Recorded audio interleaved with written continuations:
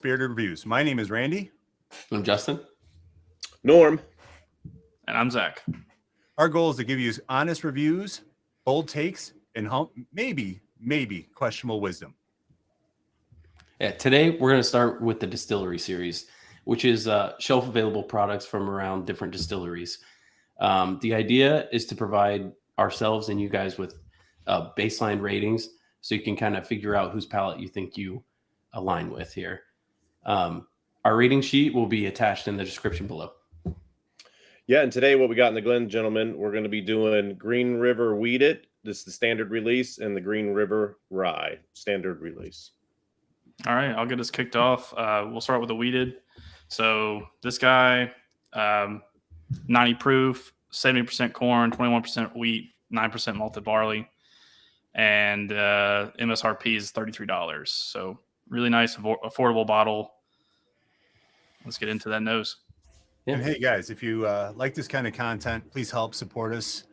Smash that subscribe button. Just joking. Like, comment, hit the notifications for us. It helps us out. Doesn't take a lot, but it does make a difference. So I'll get started here. Green River Wheated. I've only ever had it once, and it was at a liquor store. Just a little trial on. They had a rep there. I remember it being very floral and earthy, and I'm actually not getting that today. It's kind of hit me with a lot of caramel, sweet oak, classic bourbon notes. Yeah, so it's I believe that if I remember correctly, when I did the Green River tasting, they said it's actually a high rye wheated. So it actually is, that's why you get that herbal note. It's pretty common. I don't think it's a normal crowd pleaser from what I've heard, but I've never not enjoyed it. I think it's unique and fun and something different. Okay. I got that earthy note, the wheated like funk that you kind of get on normal wheated products. Definitely a little sweet, and maybe that herbal. I can go with that too. What you got, Norm? I agree. I think I'm picking up a little of that wheated funk, but I almost get like a fruit cocktail if it was all like crispy apple. It's not so appley, but it's like fruit cocktail syrup, and I think like crisp apple like Granny Smith. You know how it's got a little bit of bite to it. This has a little bite to it for 90 proof. Yeah. I actually love that note, because now that you said that, I was trying to figure it out, and you said it, and I was like, that's it. That literally was it. So light fruit, nice, and it's actually, honestly, I find it kind of pleasant. Mm-hmm. Very pleasant. Yeah. Definitely. Let's get it on the palate, and then Zach, why don't you start us off with some of the notes on the palate? All right. Cheers, guys. Cheers, boys. Cheers.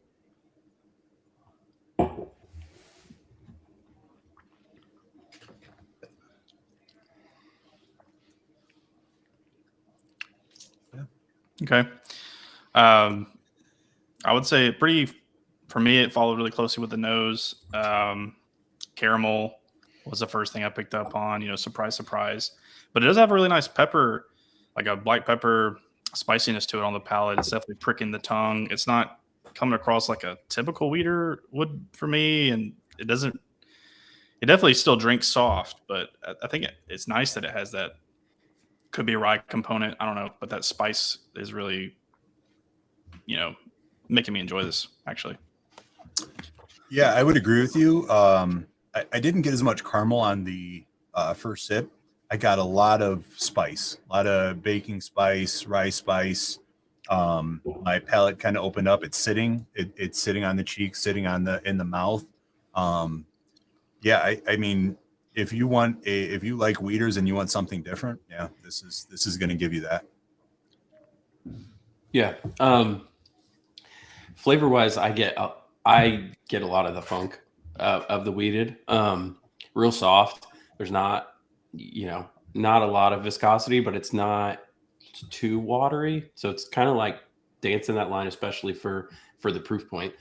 I would say it does give you that pepperiness that like more than you would think for a wheater, and at this proof and everything.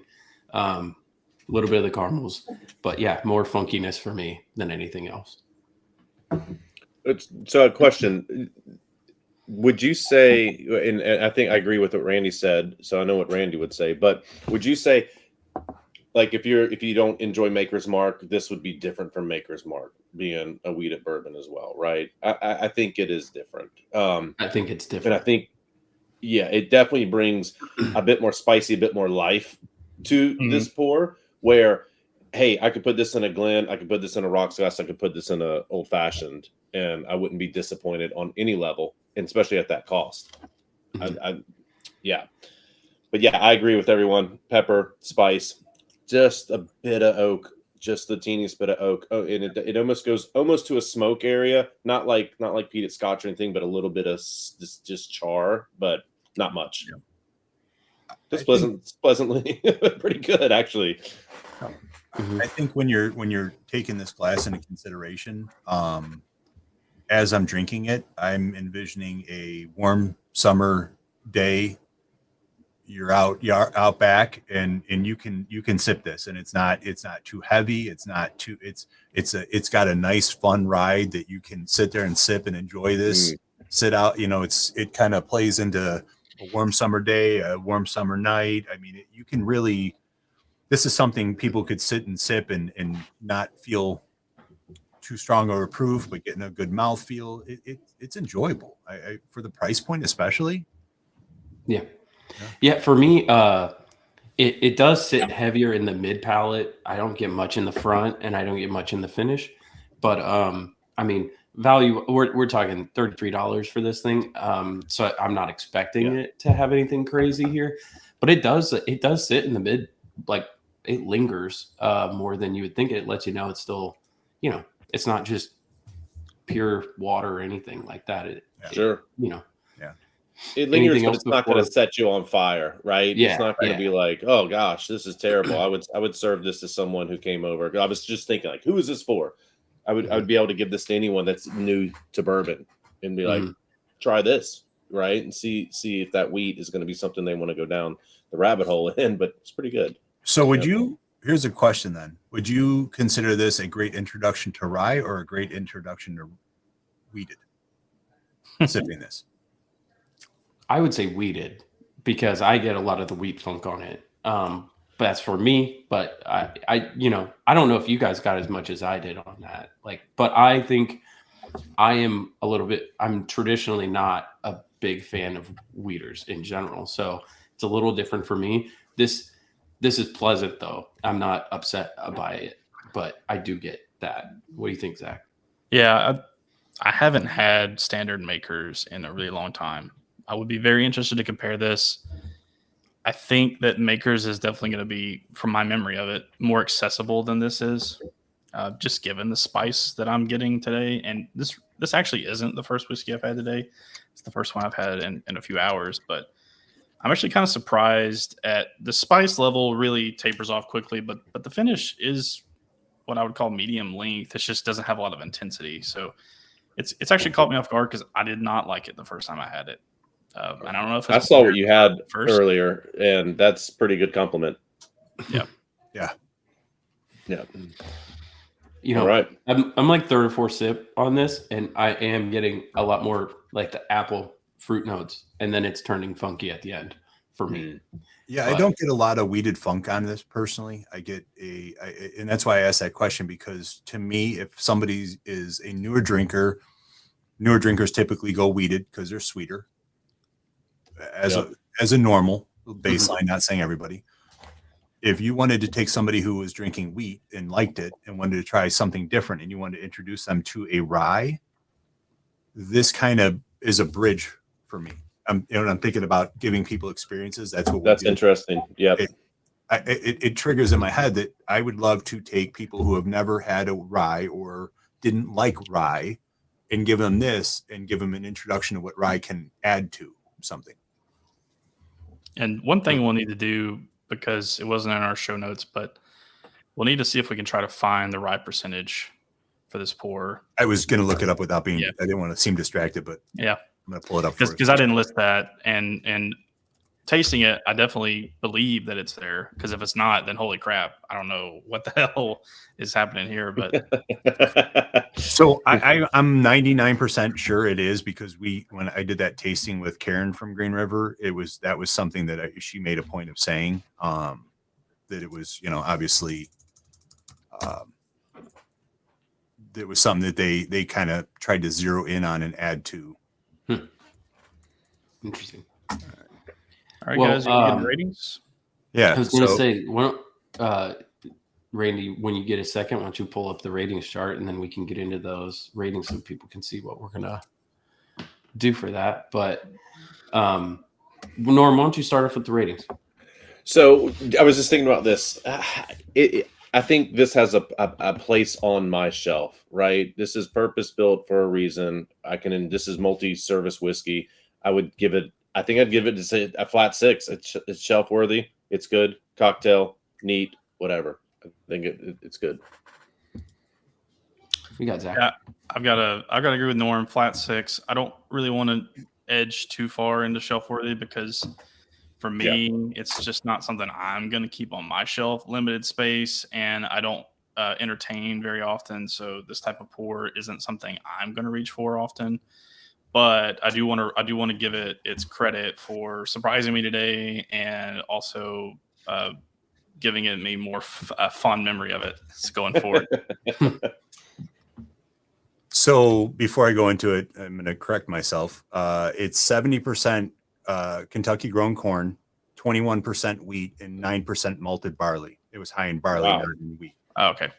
So Well, then, yeah, what the hell's going on here? I don't know, but It definitely tastes like that's it's a interesting. higher rye. malted somehow. barley, right? I mean, it but- can give off a different, and especially it is a higher level malted barley. So maybe that's what we're picking up on. Yeah. So, I mean, for me, it's a 6. It's shelf worthy. I have this in my bar and would continue to give it to people. I enjoy it. Yeah, I hate to just fall in line.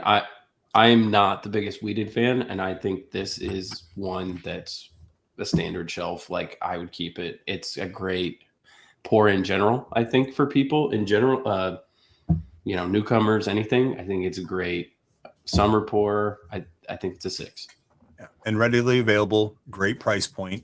Right. I mean, it's we're getting ready to jump into the rye, but Justin, you've been to the distillery. It's not pot still distilled, is it? It's column distilled. Column. Wow. Okay. Yeah. What a surprise. Yeah. It's a cool place to visit if you've never been there. It's a drive out in the middle of Owensboro, but I mean, definitely worth a visit. Really cool place. Yeah. Karen's there. She's awesome. So yeah, Karen is Glenn Karen. If you guys want to follow somebody amazing on Instagram, follow her, dude. She's a riot, and I'll have to check her out. She has an amazing palate, honestly. So I would highly suggest following her. All right.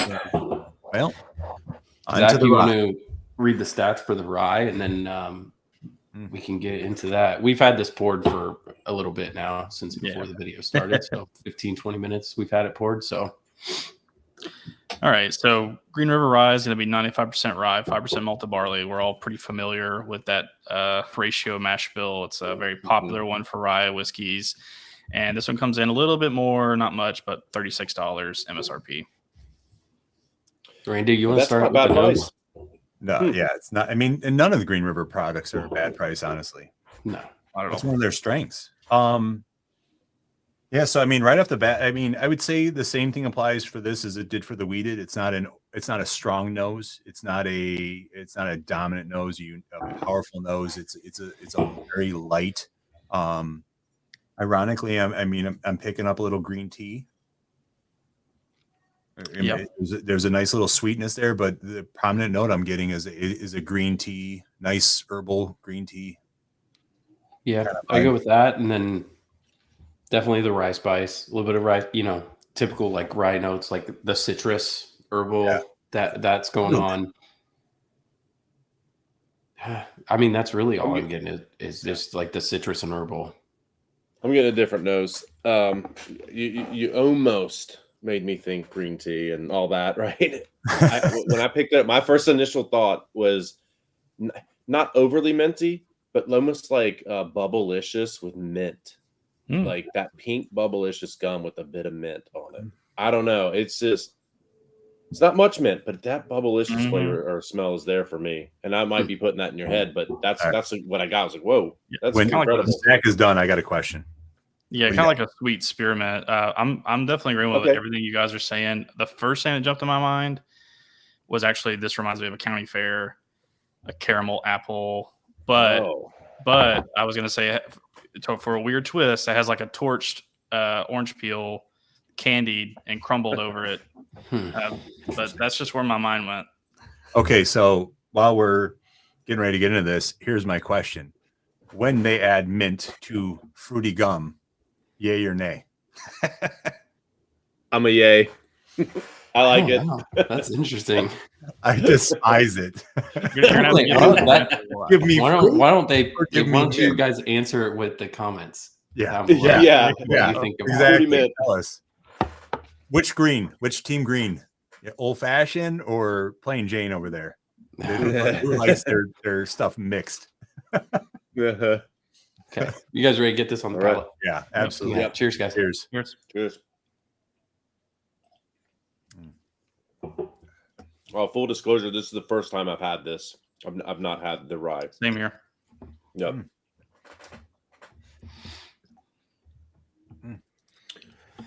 Is it weird that this seems less spicy than that was exactly what I was going to say. It seems a lot more citrus forward to me, even softer on the palate.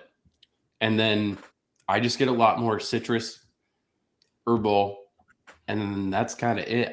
It doesn't even linger on the palate to me as like the wheated did.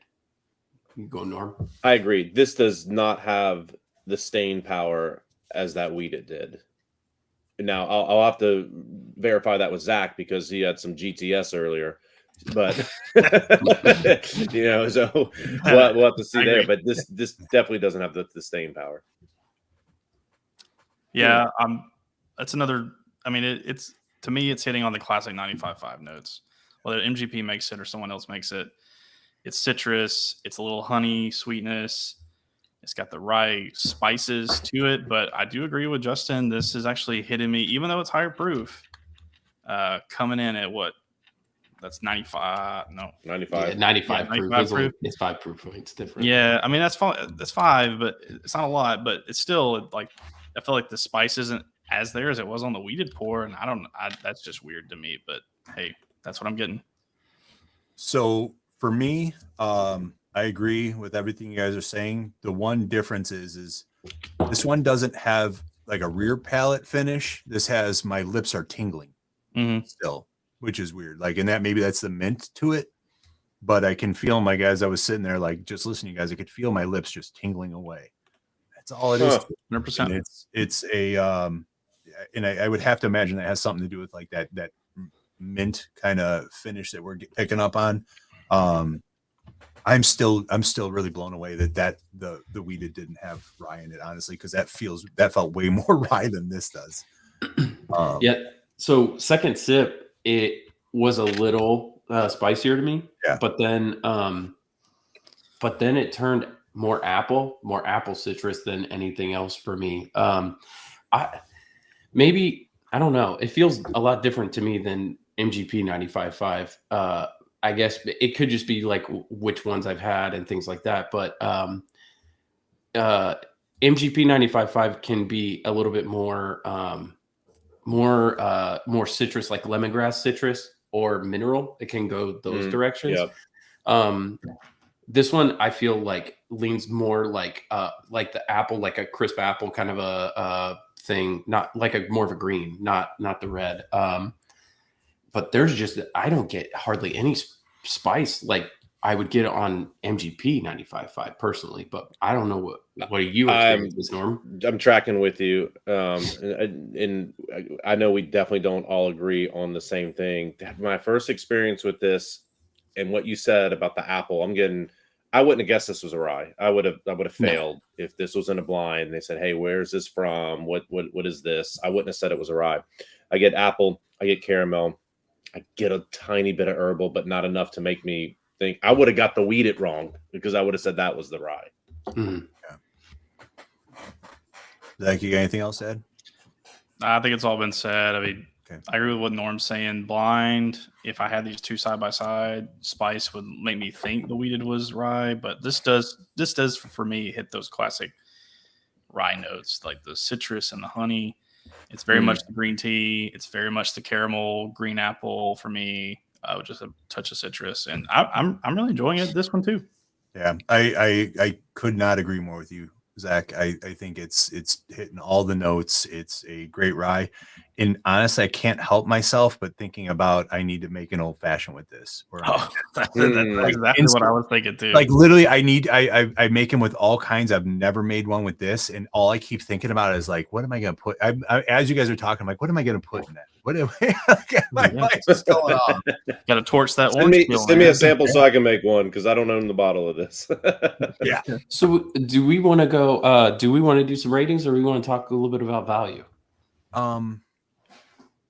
I mean, I think value is go an into easy rating. conversation. Yeah. I mean, Yeah, let's talk value in my rating because that's how I was I'll just do gonna it, say, so. yeah, it plays into it, right? All right. Okay. Do you want to start off with the with your ratings then? Yeah, absolutely. This you is go an easy ahead. 5. Yeah, easy 5.5. This is Drunk Uncle Special. A little bit elevated Drunk Uncle Special, though, I would say.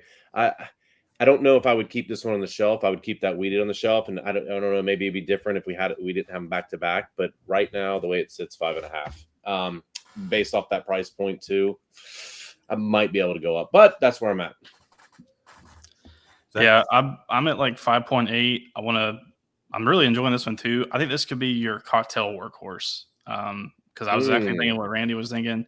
I love rye old fashions. I think it's the best whiskey or bourbon you can pick for. Well, it's not a bourbon, but you know what I'm saying. It's the best kind of whiskey you can pick for your old fashioned, and I think it plays really well with the citrus notes and the simple syrup. And I just love the way that rye finishes and rye mixes. So I think this bottle at the price point it comes in at $35 roughly, give or take some. I think it could go really well for you in a lot of places if you're a big cocktail drinker or if you have friends who do love cocktails. Yeah, absolutely. I agree. I'm right there with you. It's a high 5, you know, for argument. High five. It's absolutely something. I don't say it's shelf worthy. Like I wouldn't put it up on the shelf, but it is 100% bar shelf by the pool. This Bar is cart worthy. This is literally in my bar by the pool. We've had a day of drinking. We're sitting at the bar. It's got a game on, watching it. It's dark out, got the fire going, and I'm making old fashions at this point with this. It is it's definitely to me more of a nice soft introduction to rye for people, but I can't help myself but just keep thinking about cocktails with this thing. So I could see cocktails being a thing for it. I'm probably the lowest on this one. Because like for me, it doesn't hit what I like in a rye. It's just not spicy enough for me for that.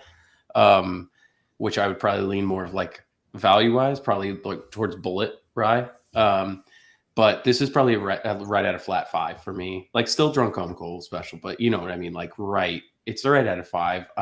Not something I'm personally going to keep around, but I don't mind drinking it.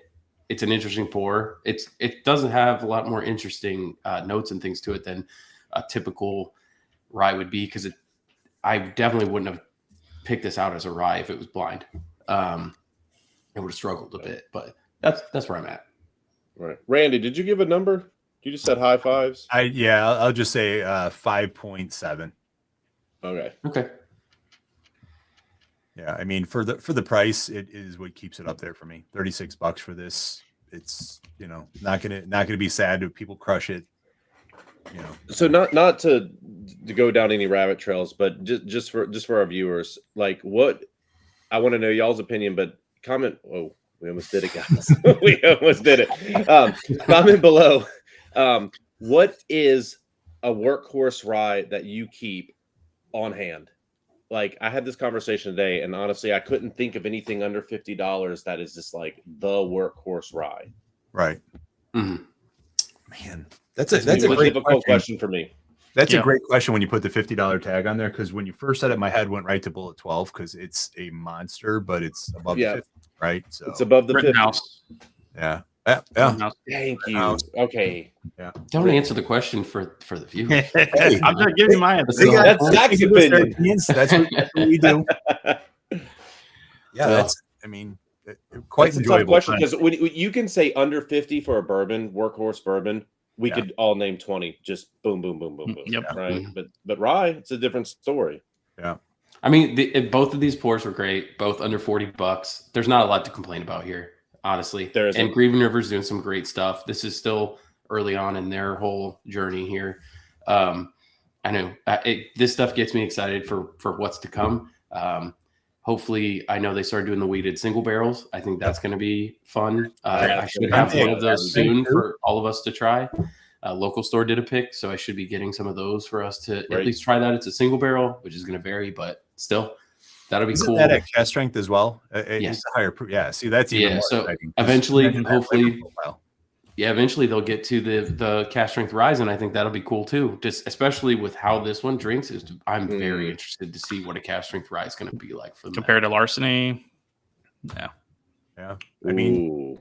it's. I Yeah. will say, closing notes for just this comparison, I would like to bookmark the weeded to return in a blind flight for us. I do want to kind of compare it to other weeded products in that same proof point, and I kind of am curious, where does Maker stand up? Where does Blanton's, or not Blanton, sorry, where does Weller stand up against it? And for sure, Yeah, absolutely. that'll be a fun blind. Great idea. Yeah. All right. Yeah. Well, Hey. Awesome. Great video, guys. until All right. next time, Yeah. stay spirited. Cheers, all. cheers. Cheers.